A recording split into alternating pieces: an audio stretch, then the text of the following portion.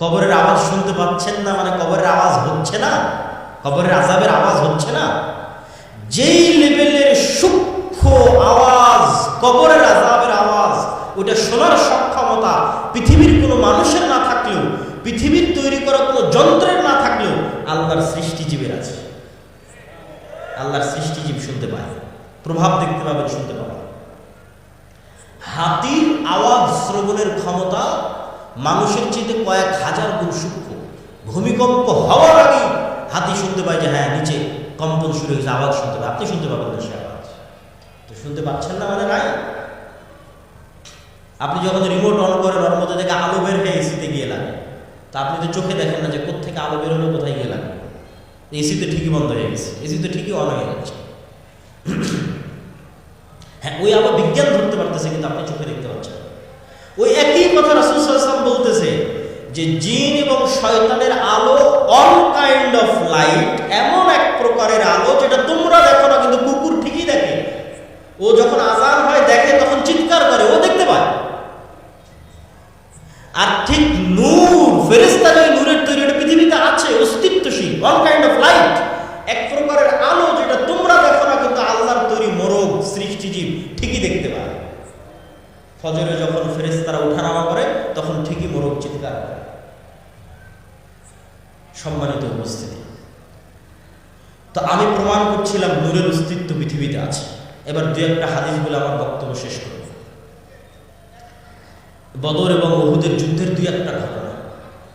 আব্দুর রহমান বিন আওফ রাদিয়াল্লাহু তাআলা বলছে, আল্লাহর নবী, আমার দুই পাশে সাদা পোশাকধারী দুই ব্যক্তি খুব ভয়ঙ্করভাবে যুদ্ধ করতেছিল, যাদেরকে আমি মদিনায় কোনোদিন দেখিনি। রাসূল সাল্লাল্লাহু আলাইহি ওয়াসাল্লাম বললেন, এরা দুইজন ছিল জিবরাইল আর মিকাঈল। বলেন আল্লাহু আকবার। এক সাহাবী বলতেছে, রাসূল সাল্লাল্লাহু আলাইহি ওয়াসাল্লাম, আমি একজন মুশরিকের পিছনে ধাওয়া করলাম, তাকে আহত করার জন্য, আঘাত করার জন্য। আমার আঘাতের আগে সে উল্টে পড়ে আছে এবং তার ক্ষতস্থান থেকে রক্ত বের হচ্ছে। রাসূল সাল্লাল্লাহু আলাইহি ওয়াসাল্লাম বললেন যে তৃতীয় আসমান থেকে আসা ফেরেশতা ছিল। এগুলো ঘটনার অভাব নাই। উহুদের যুদ্ধে হানজালা রাদিয়াল্লাহু তাআলা আনহু মারা গেছে, সাহাবীরা বলছে তাকে গোসল দিতে হবে। আল্লাহর নবী বলছে তাকে ফেরেশতারা অলরেডি গোসল দিয়ে দিয়েছে। মুআজ রাদিয়াল্লাহু তাআলা আনহু, সাদ বিন মুআজ, তার জানাজা ৭০,০০০ ফেরেশতা অংশগ্রহণ করেছে, রাসূল সাল্লাল্লাহু আলাইহি ওয়াসাল্লাম বলছেন।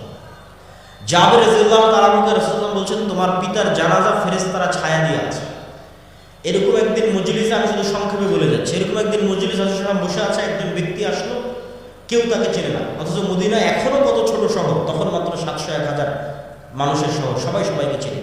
আর বিমানের সফর নয়, কত দূরের সফর। বলছে ইসলাম কি, ঈমান কি, ইহসান কি, সব উত্তর দিয়ে যখন ফেরত চলে গেল, আল্লাহ নবী বলল, জানো কে এসেছিল? জিবরাইল এসেছিল। আজকে আমার ঘরে জিবরাইল আসেনি কেন? ঘরে ছবি আছে, ছবি সরাও, জিবরাইল আসে। জিবরাইল আমাকে বারবার মিসওয়াক করতে বলছে কেন? মুখে গন্ধ আছে। বলছে তোমরা পেঁয়াজ রসুন খেয়ে মসজিদে আসিও না কেন? ফেরেশতাদের কষ্ট হয়। কতটা কানেক্টিং ফেরেশতাদের অস্তিত্ব সাহাবীদের জীবনের সাথে, রাসূল সাল্লাল্লাহু আলাইহি ওয়াসাল্লামের জীবনের সাথে কতটা কানেক্টেড।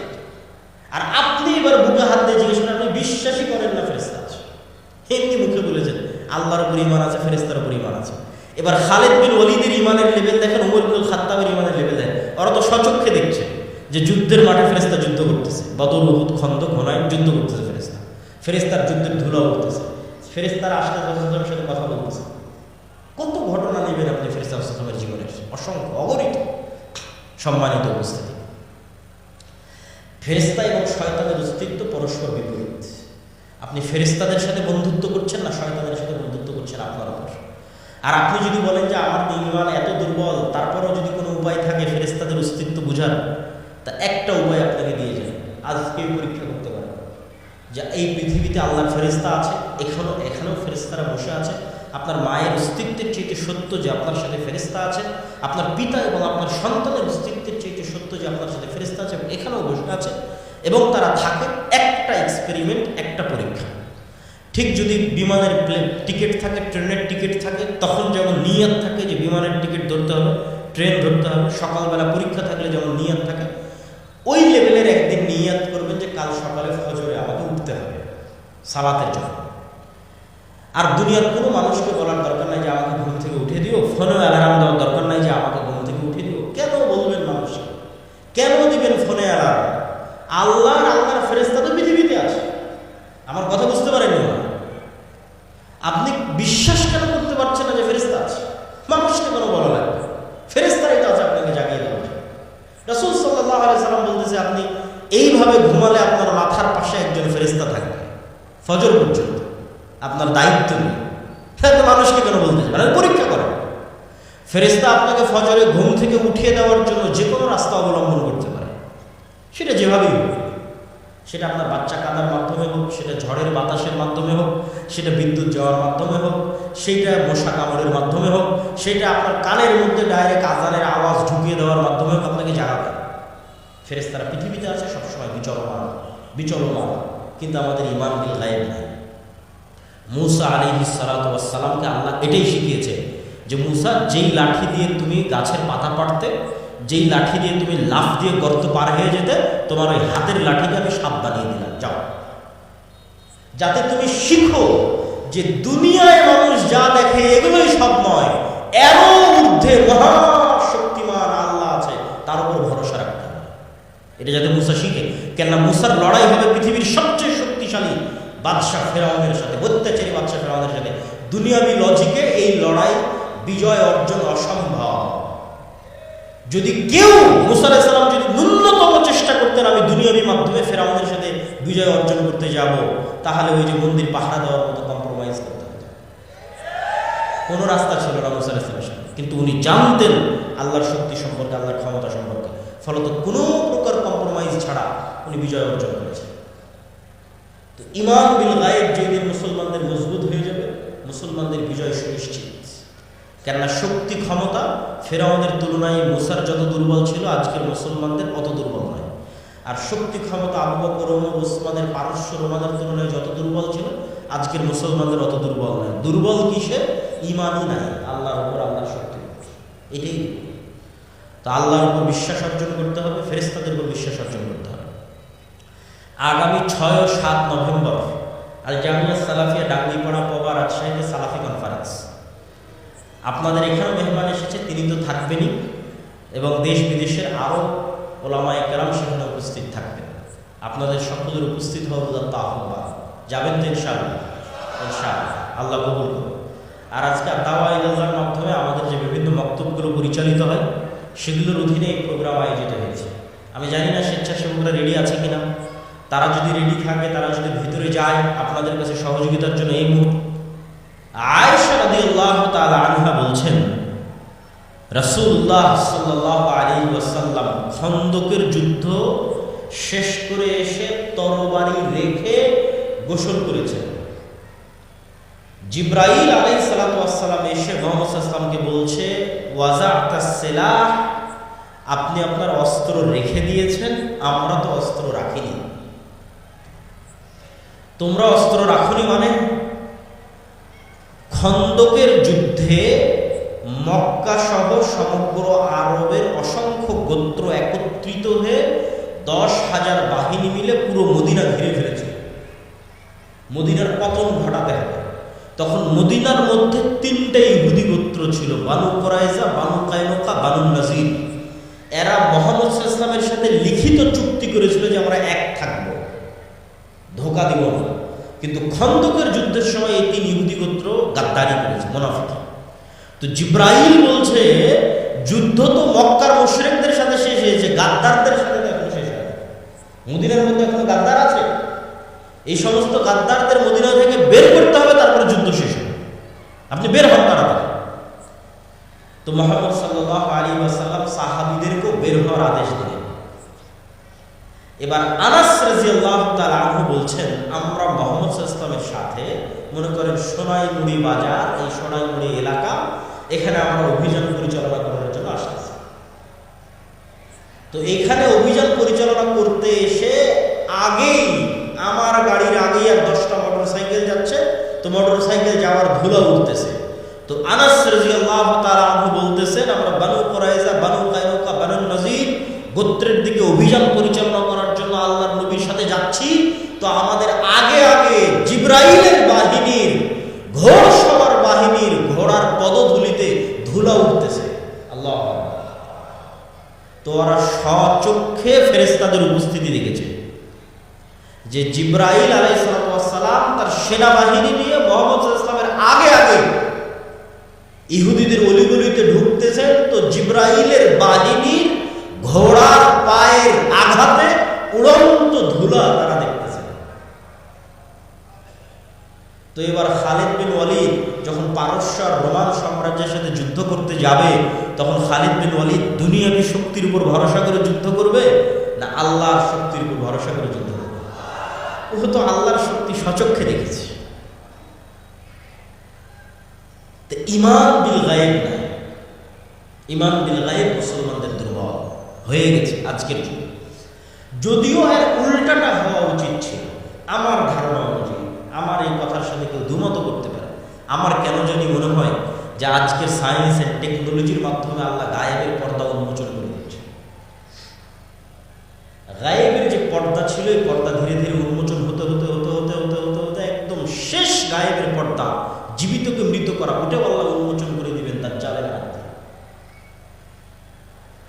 ধরেন এটা তো গায়েব, যে জীবিত ব্যক্তি মৃত ব্যক্তি জীবিত হবে, আমরা কেউ কোনোদিন চোখে দেখিনি। কেউ দেখেছেন মৃত ব্যক্তিকে জীবিত হতে? দেখেছেন? এটা গায়েব। তো আজ থেকে 100 বছর আগের মানুষকে যদি বলতেন যে আমি এখানে কথা বলবো, সাথে সাথে ইংল্যান্ডে বসে শোনা যাবে, তখন গায়েব ছিল না? ছিল না? গায়েব। যে আমি বাংলাদেশে বসে কথা বলবো আর এগুলোর মাধ্যমে ইংল্যান্ডে বসে সাথে সাথে শুনবে, গায়েব। তো আজ থেকে 1400 বছর আগে রাসূল সাল্লাল্লাহু আলাইহি ওয়াসাল্লাম বলছেন যে আপনি কথা বলছেন, আল্লাহ সাথে সাথে শুনতেছে। তো মানুষ যদি মানুষের টেকনোলজি ব্যবহার করে আমার কথা সাথে সাথে শুনতে পারে আমেরিকা এবং ইংল্যান্ডে বসে, তো আমার এখনকার কথা মানুষ শুনতেছে, আল্লাহ শুনতেছে না? আমার এখনকার কথা আমেরিকা ইংল্যান্ডে বসা মানুষ সাথে সাথে শুনতেছে, আল্লাহ শুনতেছেন না। তা আমি তো মনে করি সায়েন্স এন্ড টেকনোলজি গায়েবের পর্দা সরিয়ে দিচ্ছে। ঈমান ইয়াকিনের লেভেলে চলে আসা পর্যায়ে আছে, হয়তো আমরা ওইভাবে চিন্তা করতেছি না। আজকে যেই সভ্যতার উপর দাঁড়িয়ে আছে আধুনিক সভ্যতা, লাইট, ওয়েভ, তরঙ্গ, যেটার মাধ্যমে এগুলো সব চলতেছে, কম্পিউটার বলেন, ইন্টারনেট বলেন, রিমোট বলেন, ওই ওয়েভ, তরঙ্গ সব কিছু, এইটার উপর পুরো বিশ্ব দাঁড়িয়ে আছে। এইটাকেই যদি শুধু আপনি এইভাবে কল্পনা করেন, আমি বলতেছি এটা বাস্তব সত্য, আল্লাহ সুবহানাহু ওয়া তাআলা এটার মুখাপেক্ষী নয়। কিন্তু মানুষই পারবে, যদি আল্লাহ মানুষকে ক্ষমতা দিত, আমি সেটা দেখাচ্ছি। তো মানুষই যদি পারে, তাহলে আল্লাহ কতটা পারে সেটার বিশ্বাস অর্জনের জন্য। সেটা কি? আপনি এবং আমি যদি আজকে আলোর গতির চাইতে বেশি গতি অর্জন করতে পারি, আগে আমরা ঘোড়ায় যেতাম, এখন গাড়িতে যাচ্ছি, বিমানে যাচ্ছি, রকেটে যাচ্ছি, করতে করতে ধরেন আলোর চাইতে বেশি গতি অর্জন করে দিলাম, যেটা মানুষের দ্বারা সম্ভব নয়। অর্জন করে নিয়ে যদি আমি আলোর গতিতে আলো 30 বছর চললে যত দূর যাবে আমি তত দূর চলে গেলাম, অতি সহজ কল্পনা করা। আমি যেটা বলছি এটা কল্পনা করা কঠিন কিছু না, 2 মিনিট লাগবে আপনার কল্পনা করতে, যে আমি আলোর চেয়ে বেশি গতি অর্জন করলাম, করে আলো 30 বছর চললে যত দূর যেত আমি ওর আগেই ওখানে চলে গেছি। 30 বছর চললেও যত দূর যেত, যেহেতু ওর চেয়ে বেশি গতি অর্জন করেছি, গিয়ে ওখানে বসে আমি মোবাইলের মতো একটা যন্ত্র বানিয়েছি। কল্পনা, মোবাইলের মতো একটা যন্ত্র, ক্যামেরার মতো একটা যন্ত্র বানিয়েছি। ওখানে বসে থেকে যদি আমি এখন দূরবীন ধরি দুনিয়ার দিকে, আর মোবাইলের মাধ্যমে যদি দুনিয়ার আওয়াজ শোনার চেষ্টা করি, তাহলে আজ থেকে 30 বছর আগে আমি রাতের অন্ধকারেও যা বলেছি তা আমি শুনতে পাবো। আমি যা বলেছি আমি তা শুনতে পাবো, আমার 30 বছর আগের কথা।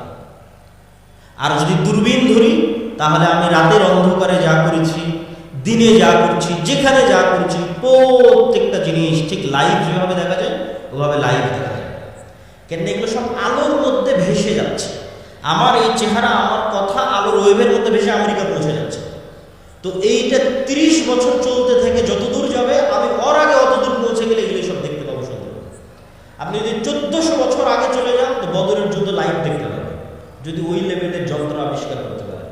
দূরবীন যদি ধরতে পারেন মক্কায়, তাহলে লাইভ দেখা যাবে বদরের যুদ্ধ। মানুষের কোনো আমল হারিয়ে যায় না, অসম্ভব। আল্লাহ সুবহানাহু ওয়া তাআলা কিভাবে মানুষের বিচার করবে আল্লাহ ভালো জানে, কিন্তু মানুষের আবিষ্কার করা জিনিস দিয়ে আমি বলতেছি যে মানুষের কোনো কথা হারিয়ে যায় না, মানুষের কোনো কাজ হারিয়ে যায় না। মানুষই মানুষের বিচার করে ফেলতে পারবে। কাফা বিনাফসিকাল ইয়াউমা হাসিবা, মানুষ মানুষের বিচার করার জন্য আরো এর চাইতে ভয়ঙ্কর কথা বলি যে মানুষ মানুষের বিচারের জন্য যথেষ্ট, তার চাইতে ভয়ঙ্কর কি? মানুষের ব্রেন কিন্তু কম্পিউটারের মতো ডাটা। আমাদের বয়স 60 থেকে 70 বছর, আর বিজ্ঞান বলছে যে আমাদের ব্রেন যেভাবে সেট করা আছে 500 বছর চললেও সচল থাকবে। তো আমি যদি 500 বছর বেঁচে থাকি, তার মানে 500 বছর আগের কথাও আমার মনে থাকবে। এই লেভেলের ব্রেনের সক্ষমতা। যেমন এখন আমার বয়স যদি 30, তো 10 বছর আগের কথাও মনে আছে, 20 বছর আগের কথাও মনে আছে। তা আমার ব্রেনের সক্ষমতা যেহেতু 500 বছরের, তাহলে 500 বছর বাঁচলে 500 বছর আগের কথা মনে থাকবে। তাহলে আপনি নিজেই তো আপনার কোনো কাজ ভুলে যাননি। ইলন মাস্কই কয়েকদিন পর মানুষের ব্রেনকে ইন্টারনেটের সাথে কানেক্ট করে দেবে, চেষ্টা করতেছে। তো মানুষের ব্রেনকে যখন ইন্টারনেটের সাথে কানেক্ট করবে, তখন মানুষের ব্রেনের ডাটা মানুষের ট্রান্সফার করে দেখতে পাবে। তো কিয়ামতের মাঠে আপনার হিসাবের জন্য তো আপনার ব্রেনই যথেষ্ট, সব তো আপনার মনেই আছে। আপনি কি করেছেন দেখেন। আপনি এখন মোবাইলে যে ভিডিওটা দেখতেছেন, এটা কি ব্রেনে সেভ হচ্ছে না? এটা তো ব্রেনে সেভ হচ্ছে। তো কাফা বিনাফসিকাল ইয়াউমা হাসিবা, আপনার ব্রেন সাক্ষী দিবে। ব্রেনকে যদি একটা কম্পিউটারের মধ্যে বসায় দেওয়া যায়, যদি ইলন মাস্ক পারে, মানুষের কথা বলতেছে, তো আপনিই তো ওখান থেকে ডাটা ট্রান্সফার হবে। আপনি কি কি দেখেছেন সব ব্রেনে সেভ হয়ে আছে, কি কি বলেছেন সব ব্রেনে সেভ হয়ে আছে, কি কি করেছেন সব ব্রেনে সেভ হয়ে আছে। সব তো আপনিই জানেন। আপনি সত্য বলছেন না মিথ্যা বলছেন, সব আপনি জানেন, সব আপনার ব্রেনে সেভ হয়েছে। খালি ডাটা ট্রান্সফার করতে হবে। ডাটা ট্রান্সফার করে আপনাকে দেখা দেবে, এই দেখো তোমার ব্রেনে এগুলো সব সেভ হয়ে আছে। তোমার কাজ, তোমার দেখা ছবি, তোমার এগুলো করা, তোমার এগুলো বলা কথা, সব তোমার ব্রেনে সেভ হয়েছে। কাফা বিনাফসিকাল ইয়াউমা হাসিবা। তো আমি তো মনে করি গায়েব উন্মোচন হয়ে যাচ্ছে, কিন্তু মানুষের ঈমান বিল গায়েব দুর্বল হয়ে যাচ্ছে। তো আজকে সংক্ষিপ্তভাবে আমরা একটা ঈমান বিল গায়েবের আলোচনা করব, সেটি হচ্ছে ঈমান বিল মালাইকা, ফেরেশতাদের উপর বিশ্বাস। আপনাদের মা আছে এই অস্তিত্বের উপর বিশ্বাস আপনার ইয়াকিনের লেভেলে না? কেন জন্মের পরেই তো মাকে দেখেছেন। কেউ যদি বলে যে আপনার মা নাই, এটা আপনার মা নয়, আপনি কি বিশ্বাস করবেন? তাহলে জন্মের পরে মাকে দেখেছেন, তো মায়ের অস্তিত্বের প্রতি আপনার যেই লেভেলের বিশ্বাস, বিশ্বাস করেন আপনার সাথে ফেরেশতা আছে, এটার সত্যতা আপনার মায়ের অস্তিত্বের চেয়ে বেশি সত্য। কেন বললাম যে আপনার মায়ের অস্তিত্বের চেয়ে বেশি সত্য? আদম আলাইহিস সালাতু ওয়াস সালাম যখন পৃথিবীতে এসেছেন, তখন আদম আলাইহিস সালাতু ওয়াস সালাম সৃষ্টির পর তার মাকে আগে দেখেছেন আর তার বাপকে আগে দেখেছেন। মাও নাই বাপও নাই, কথা আমার বুঝতে পারছেন না? তা আদম আলাইহিস সালাম পৃথিবীতে আসার পর তার ছেলেকে আগে দেখেছেন আর তার স্ত্রীকে আগে দেখেছেন। ছেলেও নাই, স্ত্রীও নাই। তো আদম আলাইহিস সালাম পৃথিবীতে আসার পর দুইটা ভিন্ন জগতের প্রাণীকে সবার আগে দেখেছে, একটা ফেরেশতা আর একটা জিন। তাহলে আমি আপনি মানুষ, মানুষের সাথে আগে পরিচিত না আগে ফেরেশতার সাথে পরিচিত? আগে ফেরেশতার সাথে পরিচিত। আমাদের পিতা আদম জন্মের পরে সর্বপ্রথম দুইটা ভিন্ন জগতের প্রাণীর সাথে পরিচিত হয়েছে, একটা ফেরেশতা একটা জিন। এই জন্য বললাম যে আপনার মায়ের অস্তিত্বের জন্য বেশি সত্য। কেন প্রথম যখন পৃথিবীতে আমরা এসেছি, তখন না মায়ের সাথে পরিচিত হয়েছি, না ছেলের সাথে পরিচিত হয়েছি, না স্ত্রীর সাথে পরিচিত হয়েছে, পরিচিত হয়েছি ফেরেশতার সাথে, পরিচিত হয়েছি জিন শয়তান ইবলিসের সাথে। তো ফেরেশতা কিসের তৈরি বলেন তো? কিসের তৈরি? নূরের তৈরি। নূর কি? নূর এক প্রকারের আলো। এই আলো কিন্তু এক প্রকারের আলো, এই আলো নয় সূর্যের আলো, লাইটের আলো, এই আলো নয়। ডান দিকের ভাইদেরকে কিন্তু আমরা এখনো বসাতে পারি না। তো স্বেচ্ছাসেবক ভাইয়েরা বা দায়িত্বশীল ভাইয়েরা কোথায়? আমার বক্তব্য শেষ হতে হতে সবাইকে বসতে হবে মেহমান আসার আগে। তো আপনাদের বসার ব্যবস্থা কিভাবে করা যায়? আউল হোক অথবা কাপড় হোক, আপনারা এই যে এই দিকটা এখনো নেই, এদিকটা অনেকক্ষণ থেকে ওনারা দাঁড়িয়ে আছে, বসার ব্যবস্থা পাচ্ছেন না ওনারা। তো আবার একটু বলেন যে ফেরেশতারা কিসের তৈরি? নূরের তৈরি। এখন নূর যে পৃথিবীতে আছে এটারই যদি বিশ্বাস না থাকে তাহলে ফেরেশতার উপর বিশ্বাস থাকবে কি করে? রাসূলুল্লাহ সাল্লাল্লাহু আলাইহি ওয়াসাল্লাম বলছেন, আল্লাহুম্মা জাআল ফি কলবি নূরা, হে আল্লাহ আমার অন্তরে নূর তৈরি করে দেন। ওয়া ফি সামঈ নূরা, আমার কানে নূর তৈরি করে দেন। ওয়া ফি বাসারি নূরা, আমার চোখে নূর তৈরি করে দেন। এখন আপনাকে আমি কি দিয়ে বুঝাবো নূর কি? কিন্তু উদাহরণ দিয়ে যতটুকু বুঝানো যায়, যতটুকু ঈমান বিল গায়বকে ইয়াকিনের পর্যায়ে নেওয়া যায়, সেটাই আজকের বক্তব্যের চেষ্টা। তো আপনি যখন যুবক ছিলেন তখন আপনার চোখের পাওয়ার কম ছিল কি বেশি ছিল বুঝেননি। এখন যখন আস্তে আস্তে আবছা দেখা শুরু করেছেন তখন বুঝতেছেন না আমার চোখের পাওয়ার তো কমতেছে, চশমা লাগাতে হবে। তাহলে চোখে পাওয়ার বলে কিছু আছে যেটা কমে এবং বাড়ে। তো আপনার চোখের পাওয়ারের অস্তিত্বটা যেমন, আপনার চোখে নূর তৈরি হওয়া তেমন।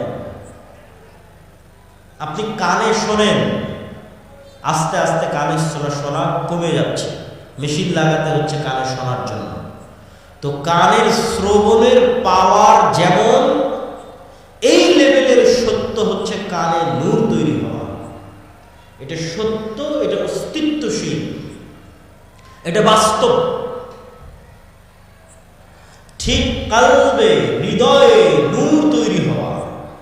যে হৃদয়ে নূর নাই ওটা মৃত হৃদয়, মারা গেছে, আলো নাই, মৃত্যুবরণ করেছে। আর যে হৃদয়ে নূর আছে ওটা জীবিত হৃদয়। তো নূরের অস্তিত্ব আরো বাস্তব করার জন্য রাসূলুল্লাহ সাল্লাল্লাহু আলাইহি ওয়াসাল্লাম বলছেন যে সমগ্র পৃথিবী থেকে আর আল্লাহ থেকে, আল্লাহ এবং পৃথিবী এই দুটার মধ্যে পর্দা হচ্ছে আল্লাহর চেহারার পর্দা হচ্ছে নূর। লাউ কাশাফাহু, আল্লাহ যদি এই নূর সরিয়ে নিতেন তাহলে আল্লাহর চেহারার তাজাল্লিতে আসমান এবং জমিন জ্বলে পুড়ে ছারখার হয়ে যেত। তাহলে নূর অস্তিত্বশীল, যেটা আল্লাহ এবং সৃষ্টি জীবের মধ্যে আড় করে রেখেছে। এবং সমগ্র আসমান এবং জমিনের যত আলো আছে এই সমস্ত আলো একটাও নিজে থেকে অস্তিত্বশীল নয়। এদের সবগুলোর আলো আল্লাহ সুবহানাহু ওয়া তাআলা নূরের প্রভাবে তারা এই আলোগুলো পেয়েছে। আল্লাহ সুবহানাহু ওয়া তাআলার যদি নূর না থাকতো এগুলো সব না, কিচ্ছু না।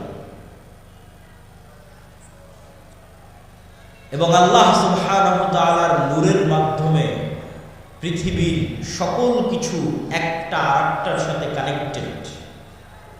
আল্লাহ সুবহানাহু ওয়া তাআলা তার ক্ষেত্রে বলছেন নূরুস সামাওয়াতি ওয়াল আরজ, আল্লাহু নূরুস সামাওয়াতি ওয়াল আরজ। আল্লাহ হচ্ছেন আসমান এবং জমিনের নূর। আল্লাহ সুবহানাহু ওয়া তাআলা তার কোরআনকে নূর বলেছেন, তার দ্বীন ইসলামকে নূর বলেছেন। কোরআন থেকে নূর অর্জন করা যায়, কোরআন পড়ার মাধ্যমে হৃদয়ে নূর তৈরি করা যায়।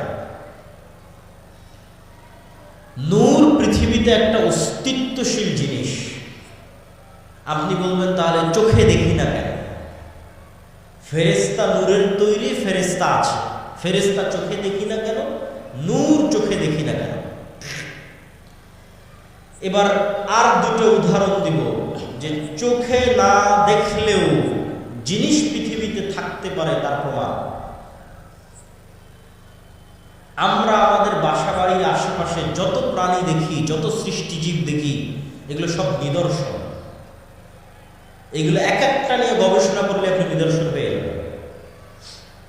যেমন আমি চিন্তা করতেছিলাম একদিন যে কবরের জীবন কেমন হতে পারে।